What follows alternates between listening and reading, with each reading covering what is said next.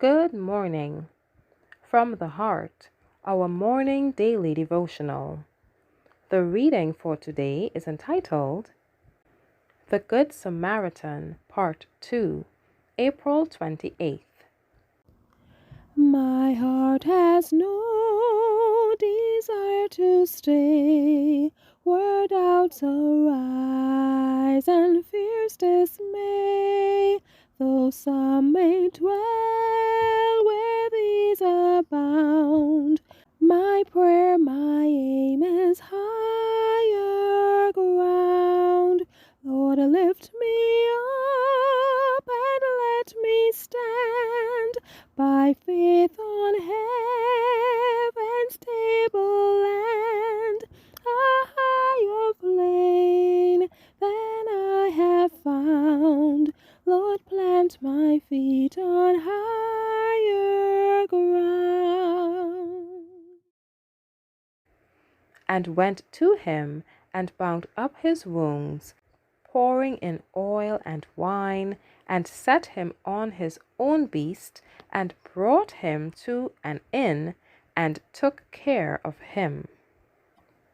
In this parable, Jesus presented a stranger, a neighbor, a brother in suffering, wounded and dying. But though priests and scribes had read the law, they had not brought it into their practical life. In speaking of the manner in which the priest and the Levite treated the wounded man, the lawyer had heard nothing out of harmony with his own ideas, nothing contrary to the forms and ceremonies that he had been taught were all the law required. But Jesus presented another scene.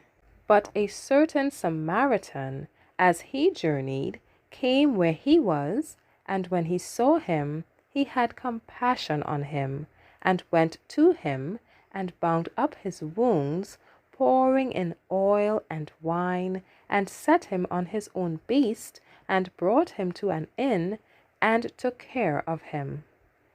After Christ had showed up the cruelty and selfishness manifested by the representatives of the nation, he brought forward the Samaritan, who was despised, hated, and cursed by the Jews, and set him before them as one who possessed attributes of character far superior to those possessed by those who claimed exalted righteousness. Everyone who claims to be a child of God should note every detail of this lesson. The Samaritan realized that there was before him a human being in need and suffering, and as soon as he sees him, he has compassion on him. The Samaritan followed the impulse of a kind and loving heart. Christ so presented the scene that the most severe rebuke was placed upon the unfeeling actions of priest and Levite. But this lesson is not only for them, but for Christians of this day, and is a solemn warning to us that for humanity's sake we may not fail to show mercy and pity to those who suffer. In the parable of the Good Samaritan, Jesus presented his own love and character. The life of Christ was filled with works of love toward the most. The life of Christ was filled with works of love toward the lost and erring. In the man bruised and wounded and stripped of his possessions, the sinner is represented. The human family, the lost race, is pictured in the sufferer left naked, bleeding, and destitute. Jesus takes his own robe of righteousness to cover the soul, and whosoever believeth in him shall not perish, but have everlasting life. Thank you for listening.